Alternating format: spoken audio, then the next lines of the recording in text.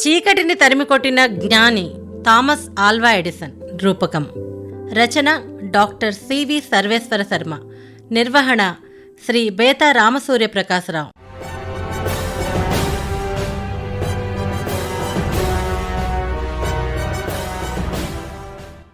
మేధావి అంటే 1% ప్రేరణ, 90% పరిశ్రమ అనే నానుడికి నిలువెత్తు రూపం థామస్ ఆల్వా ఎడిసన్. అతను నిర్మిస్తున్న ఫోనోగ్రాఫ్ పరికరానికి తుది రూపం ఇస్తున్నాడు. ఆ సమయంలో లోటోన్స్ సంకేతాలు, హైటోన్స్ సంకేతాలు సరిగ్గా సర్దుబాటు చేసే విషయంలో సమస్యలు ఎదురుకాసాగాయి. ఈ సమస్యలు పరిష్కరించవలసిన దిశలో కృషి చేయమని తన సహచరుడు జార్జిను కోరాడు. ఈ సమస్యల పరిష్కారానికి 2 సంవత్సరాలు కృషి చేసిన జార్జ్ ఎడిసన్తో ఇలా చెప్పాడు. మీరిచ్చిన సమస్యల పరిష్కారానికి 2 ఏళ్లు కృషి చేశాను. దీనికోసం వేలాది డాలర్లు ఖర్చయ్యాయి. ఇదంతా మీ ధనం. ఏమీ సాధించలేకపోయాను. అయితే ఏమిటంటావు? ఈ సమస్యకు పరిష్కారం ఉంటే ఈ పాటికే దొరికేది. అందుచేత ఇక నేను ఈ ప్రయత్నం విరమించుకుందాం అనుకుంటున్నాను. జార్జ్, ప్రతి సమస్యకు పరిష్కారం ఉంటుంది. ప్రస్తుతం మనం కనుగొనలేకపోవచ్చు, కానీ ఎప్పుడో ఎవరో ఏదో ఒక రోజున పరిష్కారం కనుగొంటారు. అంచేత ఆ ఎవరో నువ్వే కావచ్చు. వెళ్ళి ప్రయత్నించు. ఎడిసన్లోని అనుకూల దృక్పథం, లక్ష్యం, పట్టుదలకు ఇదొక ఉదాహరణ. సాంకేతిక యుగ ప్రసిద్ధ శాస్త్రవేత్త థామస్ ఆల్వా ఎడిసన్ ఒక ఇతిహాస పురుషుడు. 1847 ఫిబ్రవరి 11వ తేదీన అమెరికాలోని ఓహియో రాష్ట్రానికి చెందిన మిలాన్ గ్రామంలోని జన్మించిన ఎడిసన్ 4 సంవత్సరాల ప్రాయం నుండి ప్రయోగాలు చేయటం ప్రారంభించాడు. ఎడిసన్ 4 సంవత్సరాల వయసులో ఏమి చేశాడో వినండి. తండ్రి శామ్యూల్ ఎడిసన్ ఇంటికి వచ్చేసరికి ఆల్వా ఎడిసన్ అరుగు మీద బోర్లా పడుకుని ఉన్నాడు. ఒరే, అలా పడుకున్నావేమిట్రా? ఏం జరిగింది? ఏమీ లేదు. ఏమీ లేకపోవడం ఏంట్రా? లేచి కూర్చో. నేను కూర్చోను, ఇలాగే ఉంటాను. నువ్వు మాటలతో వినవరా? నిన్ను జబ్బ పుచ్చుకుని లాగు కూర్చోబెట్టాలి. అసలు నేను ఇలా ఉంటే మీకేంటి ఇబ్బంది? ఆహా, మాటకు మాట చెబుతున్నావా? లే అంటూ కొడుకును కూర్చోబెట్టాడు. అరే, కోడిగుడ్డు! ఈ కోడిగుడ్డు ఇక్కడికి ఎలాగొచ్చిందిరా? నేనే తీసుకొచ్చాను. ఏం చేద్దామని? కోడిగుడ్డును కోడిపెట్ట పొదిగినట్లే నేను కూడా దానిని పొదుగుదామని దాని మీద బోర్లా పడుకున్నాను. ఇదిగో ఇలా. 4 సంవత్సరాల కొడుకు ప్రయత్నాన్ని చూసి ఆశ్చర్యపోయాడు తండ్రి. త్వరగా భోజనం పూర్తి చెయ్యి, స్కూల్కి వెళ్ళాలి కదా. అమ్మా, నిన్న ఉదయం మా స్కూల్కి డిఈఓ వచ్చారు. నన్ను మా టీచర్ ఆయన ముందే మెచ్చుకున్నారు. మెచ్చుకుందా బాబు? ఏమని మెచ్చుకుంది? నాది మట్టి బుర్రని. అంత మాట అందా? నడు స్కూల్కి, టీచర్ సంగతి తేలుస్తాను. తల్లి కొడుకును తీసుకుని పాఠశాలకు వెళ్ళింది. ఆమె హంగామా ఫలితంగా ఆ అబ్బాయికి టీసీ ఇచ్చి ఇంటికి పంపేశారు. ఆ అబ్బాయే ఎడిసన్. ఆమె అతని తల్లి నాన్సీ ఎలియట్ ఎడిసన్. ఇక పాఠశాలలో చదువుకి స్వస్తి చెప్పాడు ఎడిసన్. తల్లి దగ్గరే ఇంటి వద్ద చదువు ప్రారంభించాడు. ఆమె కూడా టీచర్ కావడం వలన కొంతవరకు చదువు నేర్పింది. మేధావులు చాలామంది చిన్నతనంలో మనలాగే ప్రవర్తించారు. కానీ చిన్ననాటి నుండి వారి ఆలోచనలు భిన్నంగా ఉండేవి. చాలా అవరోధాలు ఎదుర్కొన్నారు. కానీ ఆశను, లక్ష్యాన్ని వదులుకోలేదు. ఆత్మవిశ్వాసంతో గమ్యాన్ని చేరుకోగలిగారు. ఎడిసన్ చిన్నతనంలో చేసిన మరో ప్రయోగం వినండి. జాన్, నువ్వు నాలాగే చిన్నపిల్లాడివి. నీకు గాల్లో ఎగరాలనుందా? అబ్బా, నాకు గాలిలో ఎగరడం అంటే చాలా ఇష్టం. కానీ ఎలా వీలవుతుంది? నేను నిన్ను గాల్లో ఎగిరేట్లు చేస్తాను. మరి నేను చెప్పినట్లు చేస్తావా? తప్పకుండా. ఏం చెయ్యాలో చెప్పు. గాల్లో ఎగిరేందుకు నేను ఒక మందు తయారు చేశాను. మరి దాన్ని నువ్వు తాగుతావా? తప్పకుండా తాగుతాను. మిత్రమా ఎడిసన్, గాలిలో ఎగరడం సంగతి తరువాత, ముందు నా కడుపు నొప్పి మొదలైంది. అబ్బా! జాన్కి కడుపు నొప్పి చాలా రోజులు బాధపెట్టింది. ఎడిసన్ జాన్ చేత రొట్టెల సోడా బాగా నూరి నీటిలో కలిపి మోతాదుకు మించి తాగించాడు. ఎడిసన్ ఉద్దేశంలో మిత్రుని కడుపులో నీటిలో కరిగిన రొట్టెల సోడా వాయువుగా మారి నీటిలో బెండు తేలినట్లు మిత్రుణ్ణి గాలిలో తేలి ఆడేటట్లు చేస్తుందని భావించాడు. ఎడిసన్ తల్లిదండ్రులకు 7వ సంతానంగా జన్మించాడు. 10 ఏళ్ల వయసుకే ఎడిసన్ సొంతంగా ప్రయోగశాలను ఏర్పరచుకున్నాడు.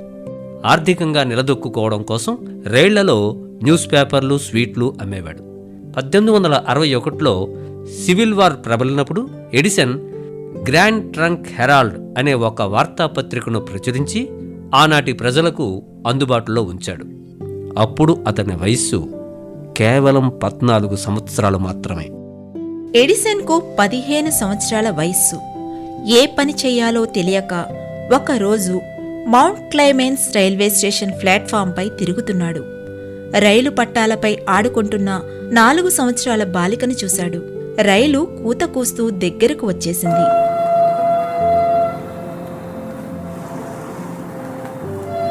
ప్లాట్ఫాంపై గల ప్రయాణికులు భయపడుతున్నారు. ఎడిసన్ మెరుపులా పట్టాలపైకి దూకి ఆ బాలికను ప్రమాదం నుండి రక్షించాడు. స్టేషన్ మాస్టర్ కుమార్తె ఆ బాలిక.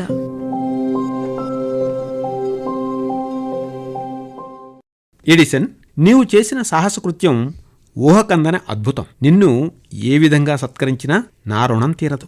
ఏమి బహుకరించాలో చెప్పు. నీకు సార్, మీరు అడిగారు కాబట్టి చెప్తున్నాను. నాకు బహుమానం ఏమీ అక్కర్లేదు. నాకు టెలిగ్రఫీ అంటే ఎంతో ఇష్టం. టెలిగ్రామ్లు ఇచ్చే విధానము, టెలిగ్రఫీతో పరిచయము కావాలి. నాకు తగిన శిక్షణ ఇస్తే ఎంతో సంతోషిస్తాను.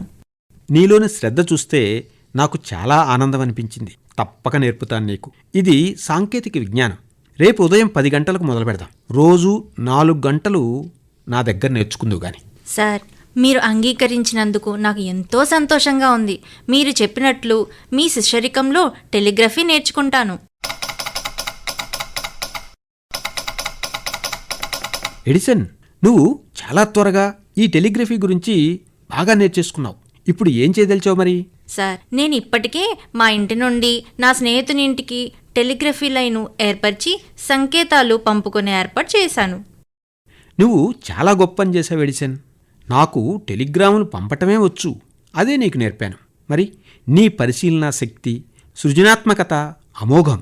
నీకిచ్చిన శిక్షణను మించి టెలిగ్రఫీ లైన్ ఏర్పరిచావంటే నీ ప్రజ్ఞ అమోఘం. నీకిష్టమైతే మా అధికారులతో నీ గురించి చెప్పి రైల్వే శాఖలో నీకు ఉద్యోగం ఇప్పిస్తాను. ఏమంటావు? అలాగే సార్, నేను తప్పక ఉద్యోగం చేస్తాను. ప్రతిభను గుర్తించి ప్రోత్సహించే మీరు చేస్తున్న ఉపకారం నేను మర్చిపోలేను. అలాగైతే ఉద్యోగానికి దరఖాస్తు పెట్టుకో. నీ వివరాలు రాస్తూ ఉద్యోగం ఇవ్వమని అభ్యర్థిస్తూ కాగితం రాసి తీసుకురాపో. అలాగే సార్, మీకు ఇక్కడే రాసిస్తాను. మళ్ళీ ఎప్పుడు మీ దగ్గరకు రమ్మంటారు? వారం రోజుల తర్వాత కనిపించు. అలాగే.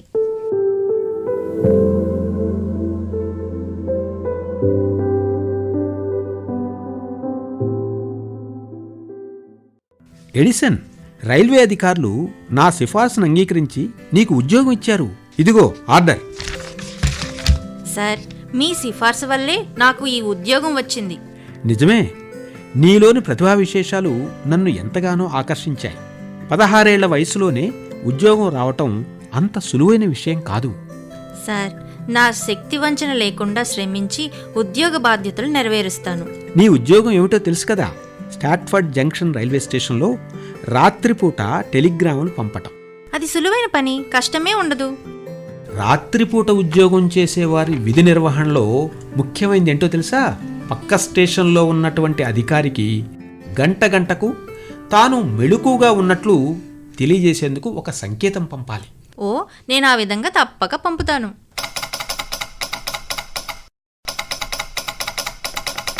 ఒక రోజున పై అధికారి ఎడిసన్ పంపిన సంకేతం అందుకున్నాడు. ఎడిసన్తో పని ఉండి ఎడిసన్కు తిరిగి సంకేతం పంపాడు. కానీ సమాధానం రాలేదు. గంట గడిచేసరికి ఎడిసన్ దగ్గర నుండి మామూలుగా సంకేతం వచ్చింది. అధికారి మళ్ళీ ఎడిసన్కు సంకేతం పంపాడు. సమాధానం రాలేదు. అధికారికి అనుమానం వచ్చింది. వెంటనే రైలు మీద పక్క స్టేషన్కు వెళ్ళాడు. ఎడిసన్ గాఢ నిద్రలో ఉన్నాడు. అధికారికి అనుమానం వచ్చింది. మరి గంటకు ఖచ్చితంగా ఎవరు సంకేతం పంపుతున్నారు? జాగ్రత్తగా గదిని పరికించి చూశాడు. టెలిగ్రాఫ్ పరికరం గోడ మీద గడియారంకు తీగలతో కలపబడి ఉంది. గడియారం గంట కొట్టేసరికి టెలిగ్రాఫ్ పరికరం దానంతట అదే సంకేతాలు పంపుతోంది. ఎడిసన్ తెలివితేటలకు అధికారి నివ్వెరపోయాడు. మనసులో ఎంతో మెచ్చుకున్నాడు. ఎడిసన్ను నిద్రలేపి అతని అశ్రద్ధను గుర్తుచేసి మందలించాడు. అతని బుద్ధి కుశలతకు మెచ్చి మొదటి తప్పుగా క్షమించాడు. కాని ఎడిసన్ తిరిగి మరో తప్పు చేయటంతో క్రమశిక్షణాచర్యగా అతనిని ఉద్యోగం నుంచి తొలగించక తప్పలేదు. తన పరిశోధన ఆలోచనలో ఉండే ఎడిసన్ విధి నిర్వహణ సరిగా చేయక ఉద్యోగం పోగొట్టుకున్నాడు. అనేక రైల్వే కంపెనీలలో టెలిగ్రాఫ్ ఆపరేటర్గా పనిచేశాడు. టెలిగ్రాఫ్ ఆపరేటర్గా గొప్ప పేరు సంపాదించుకున్నాడు. అయినా చివరకు మాకు టెలిగ్రాఫిస్టులు కావాలి, పరిశోధకులు కాదు అని వ్యంగ్యంగా హేళన చేసి ఉద్యోగంలోంచి తొలగించారు. న్యూయార్క్ను జయించడానికి 22 సంవత్సరాల ఎడిసన్కు ఎంతో శ్రమ పడవలసిన అవసరం లేకపోయింది. ఉద్యోగం మీద విరక్తి పుట్టిన ఎడిసన్ బోస్టన్ను వదిలి 1869లో న్యూయార్క్కు బయలుదేరాడు. బోటుకు టిక్కెట్టు కొనగా తన వద్ద $1 మాత్రమే మిగిలింది. ఎడిసన్కు ఎంతో ఆకలిగా ఉంది. ఎడిసన్ను చూసి ఒక వ్యక్తి దగ్గరకు చేరదీసి టీ ఇప్పించాడు. ఉద్యోగం కోసం ఎంత ప్రయత్నించినా దొరకలేదు. గోల్డ్ ఇండికేటర్ కంపెనీలో ఒక టెలిగ్రాఫ్ ఆపరేటర్ కొంత డబ్బు ఎడిసన్కు ఇచ్చాడు. ఉద్యోగం దొరికే వరకు బ్యాటరీల గదిలో పడుకోమని ఆశ్రయం ఇచ్చాడు. వర్తకులందరికీ బంగారం ధరలను టెలిగ్రామ్ల ద్వారా ఆ కంపెనీ తెలియజేస్తుంది. ఆ కంపెనీలో టెలిగ్రాఫ్ కొత్త పద్ధతిలో ఉంది. ఎడిసన్ జాగ్రత్తగా ఈ పద్ధతిని పరిశీలిస్తూనే ఉన్నాడు. ఉన్నట్టుండి వార్తలను ప్రసారం చేసే టెలిగ్రాఫ్ భాగం ట్రాన్స్మిటరు పాడైపోయింది. కంపెనీ సూపరింటెండెంట్ దానిని బాగు చేయించడానికి విశ్వ ప్రయత్నం చేశాడు. ఫలించలేదు. కంపెనీ ప్రొపరేటర్ లాస్ వచ్చాడు. సూపరింటెండెంట్పై విరుచుకుపడ్డాడు. ప్రయోజనం లేకపోయింది. ఎడిసన్ జనాన్ని తప్పించుకుంటూ లాస్ దగ్గరకు వెళ్ళాడు. జాగ్రత్తగా పరిశీలించి ఊడిపోయిన ఒక స్ప్రింగ్ను జాగ్రత్తగా అమర్చాడు. ట్రాన్స్మిటర్ పనిచేయడం ప్రారంభించింది. లాస్ ఎడిసన్ను కొన్ని గంటలు ఇంటర్వ్యూ చేశాడు. అతని సామర్థ్యం మీద లాస్కు నమ్మకం ఏర్పడింది. ఎడిసన్, నీ సామర్థ్యంపై నాకు నమ్మకం ఉంది. మా కంపెనీలో మేనేజర్ ఉద్యోగం చేస్తావా? చేస్తాను సార్. నీలాంటి ప్రతిభావంతులు మా కంపెనీలో ఉండాలి. నీకు నెలకు $300 జీతం ఇస్తాను. మీ అభిష్టం మేరకు ఉద్యోగంలో చేరి నా సేవలు అందిస్తాను సార్. $300 జీతం, ఊహించని జీతం. మంచి నివాసం చూసుకున్నాడు. ఇంటి వద్ద ఒక వర్క్షాప్ ఏర్పాటు చేసుకున్నాడు. కంపెనీలో పని పూర్తి అయిన తరువాత వర్క్షాప్లో తన పరిశోధన ప్రారంభించేవాడు. డబ్బు సంపాదన ధ్యేయంగా పెట్టుకోలేదు. డబ్బు జీవనాధారంగా భావించేవాడు. లాస్ తన కంపెనీని మరొకరికి విక్రయించేశాడు. ఇంతవరకు ఆ కంపెనీ మోర్స్ సంకేతాలతో పనిచేసేది. కొత్త కంపెనీ అధ్యక్షుడు జనరల్ లెఫర్డ్స్. ఎడిసన్, నీ గురించి విన్నాను. నీకు ఆర్థికంగా సహాయం చేస్తాను. టెలిగ్రాఫ్ను అభివృద్ధిపరచగలవా? తప్పక చేస్తాను సార్. నిరంతర పరిశోధనలతో యూనివర్సల్ ప్రింటర్ను రూపొందించాడు. 1870వ సంవత్సరంలో జనరల్ లెఫర్డ్స్ ఎడిసన్తో మాట్లాడాడు. నీ పరిశోధనల వల్ల కనిపెట్టిన యూనివర్సల్ ప్రింటర్ పేటెంట్ హక్కులు నేను కొందల్చాను. ఎంత ఇమ్మంటావో చెప్పు. 5,000 లేదా కనీసం 3,000 అడిగితే ఎక్కువ అనుకుంటాడేమో. ఎడిసన్, నువ్వేం మాట్లాడటం లేదు. పోనీ $40,000 ఇస్తాను. అంగీకారమేనా? ఎడిసన్, నీ మౌనం అంగీకారంగా భావిస్తున్నాను. జనరల్ రెఫర్డ్స్ సలహాపై మొదటిసారిగా బ్యాంక్ అకౌంట్ను ప్రారంభించాడు ఎడిసన్.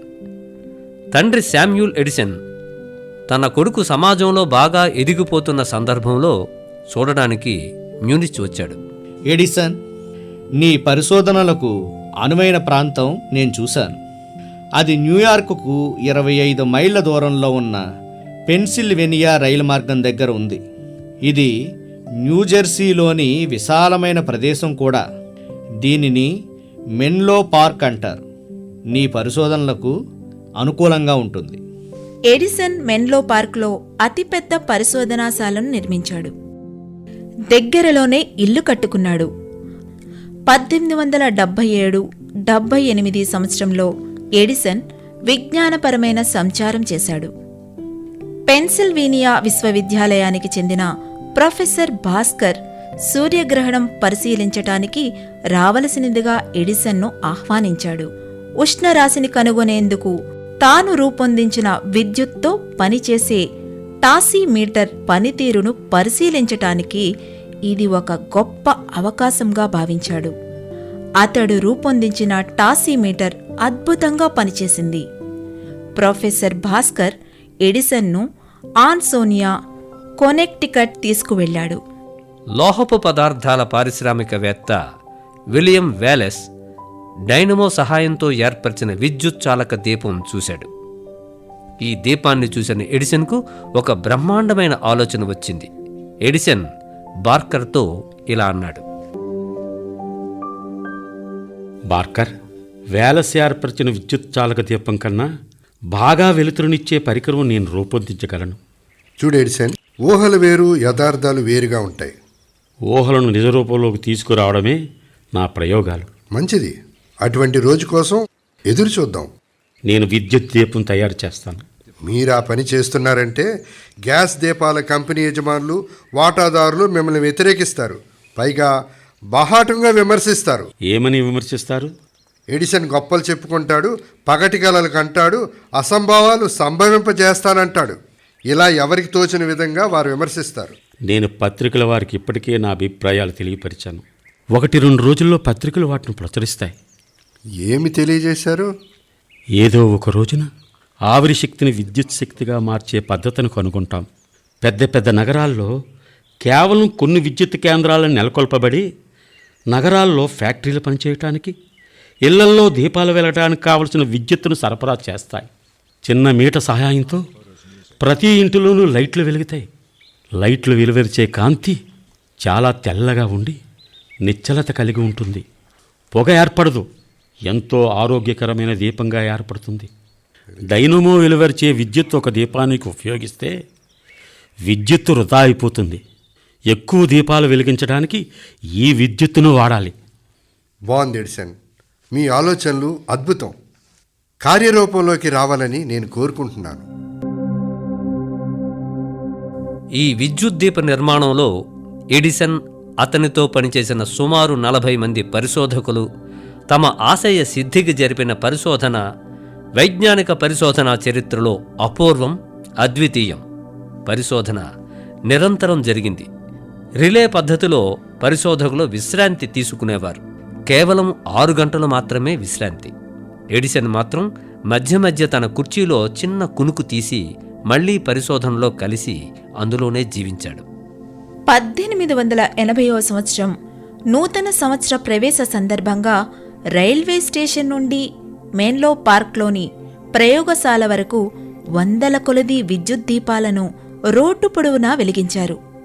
ప్రజలు తండోపతండాలుగా వచ్చి విద్యుత్ దీపాలను చూశారు. ఆర్థికంగా పెట్టుబడికి పోటీగా అనేక మంది వచ్చి ఎడిసన్ ముందు క్యూలో నిలబడ్డారు. 2 సంవత్సరాలు ఎన్నో సమస్యలు ఎదుర్కొన్నారు. విద్యుత్ ఉత్పాదక కేంద్రం నెలకొల్పబడింది. 900 భవనాలకు విద్యుత్ తీగలు అమర్చబడ్డాయి. విద్యుత్ మీటర్లు, సుమారు 14,000 విద్యుత్ దీపాలు అమర్చబడ్డాయి. 1882 సెప్టెంబర్ 4వ తేదీ రాత్రి సమయంలో వైజ్ఞానిక సాహసి ఎడిసన్ స్విచ్ వేసేసరికి న్యూయార్క్లో చీకటి హడలిపోయింది. దేదీప్యమానంగా ప్రపంచంలో తొలిసారిగా విద్యుత్ దీపాలు వెలిగాయి. న్యూయార్క్ హెరాల్డ్ పత్రిక ఇలా ప్రశంసించింది: ఆహో, అద్భుతం, పరమాద్భుతం! గ్యాస్ దీపాల మసక వెలుతురు మినుకు మినుకుమనే కాంతి జీవితం ఇక అయిపోయింది. స్వచ్ఛమైన ఏకరీతి కాంతినిచ్చే దీపాలు వెలిశాయి. ఎన్ని గంటలైనా ఈ దీపాల కింద కూర్చుని చదువుకోవచ్చు. తమ చుట్టూ కృత్రిమ వెలుగు ఉందనే భ్రమ ఎవ్వరికీ ఏర్పడదు. గ్యాస్ కంపెనీల వారు అసంభవమని ఎలుగెత్తి అరచిన విద్యుత్ దీపం మెన్లో పార్క్ ఇంద్రజాలికుడు ఎడిసన్ సంభవమని నిరూపించాడు. అతనికి మా జోహార్లు. ఎడిసన్ తన జీవితకాలంలో ఎన్నో పరమాద్భుతాలు సృష్టించాడు. దాదాపు 2500 పేటెంట్లు తీసుకున్నాడు. 1878వ సంవత్సరంలో విద్యుత్ బల్బును రూపొందించాడు. అదే సమయంలో థర్మో అయానిక్ ఎమిషన్ గురించి కూడా వెల్లడించాడు. 1887-89 మధ్య కాలంలో type writer, electrical pen, gramophone, motion picture camera వంటివి ఎన్నో రూపొందించాడు. 1877 సంవత్సరంలో కనిపెట్టిన ఫోనోగ్రాఫ్ గురించి తెలిసిన ప్రజలు సంభ్రమాశ్చర్యాలలో మునిగిపోయారు. 24 ఏళ్ల వయసులో రోడ్డు మీద వర్షంలో కలిసిన మేరీ స్టిచ్వెల్ అనే యువతికి తన ప్రయోగశాలలో ఉద్యోగమిచ్చాడు. ఒక రోజున జేబులోని నాణెంతో టెలిగ్రామ్ సంకేతాలతో శబ్దం చేసి, మేరీ, నన్ను పెళ్లి చేసుకుంటావా అని అడిగాడు. ఎంతో సంతోషంగా చేసుకుంటాను అని ఆమె టెలిగ్రామ్ భాషలోనే సమాధానమిచ్చింది. అప్పుడు ఆమె వయసు 16 ఏళ్లు. ఇది 1871 నాటి మాట. 3 బిడ్డలకు జన్మనిచ్చిన ఆమె 1884లో మరణించింది. మిత్రుల ప్రోత్సాహంతో ఎడిసన్ మళ్లీ పెళ్లి చేసుకున్నాడు. మొదట్లో ఒక మెకానిక్ సహాయంతో ఓటు రికార్డును రూపొందించాడు. ఇది ఓట్ల లెక్కింపును ఖచ్చితంగానూ, వేగంగానూ, సులువుగానూ పూర్తి చేయగలదు. ఎంతగానో రాజకీయ నాయకులు దీనిని ఆదరిస్తారని భావించిన ఎడిసన్కు వ్యతిరేకత ఎదురైంది. రాజకీయ నాయకులు దీనిని ఆమోదించలేదు. అతని ఆవిష్కరణల్లో చెప్పుకోదగిన మరికొన్ని కైనెటోస్కోప్, డిక్టాఫోన్, ఆటోగ్రాఫిక్ ప్రింటర్, కార్బన్ మైక్రోఫోన్ మొదలైనవి. ఎడిసన్ నిర్మించిన ఏ కొత్త పరికరం మొదటి ప్రయత్నంలో తయారు కాలేదు. ఎన్నో అపజయాలను చవిచూసిన తరువాత ఎలా చేయకూడదో తెలుసుకుని ఎలా చేయాలో ఆలోచించి విజయాలు సాధించాడు. ఒక్క విద్యుత్ బల్బు రూపకల్పనలోనే తన ప్రయత్నాలలో 1000 సార్లు ఓడిపోయాడు. కైనెటోస్కోప్ నిర్మించాడు. పశ్చిమ ఆరెంజ్లో ప్రపంచ మొట్టమొదటి సినిమా స్టూడియోని నిర్మించాడు. ఎడిసన్ విజ్ఞాన శాస్త్రంతో జోదమాడిన ఒక గొప్ప సాహసి. మొదటి ప్రపంచ యుద్ధ సమయంలో ప్రభుత్వానికి ఉచితంగా సేవలు అందించాడు. 1847 ఫిబ్రవరి 11 జన్మించిన థామస్ ఆల్వా ఎడిసన్ 1931 అక్టోబర్ 18వ తేదీన ప్రయోగాలు చేసేవారికి సలహాలు ఇస్తూనే తన 84వ ఏట తుదిశ్వాస విడిచాడు. అతను ప్రపంచంలో చీకటిని తరిమి కొట్టిన జ్ఞాని.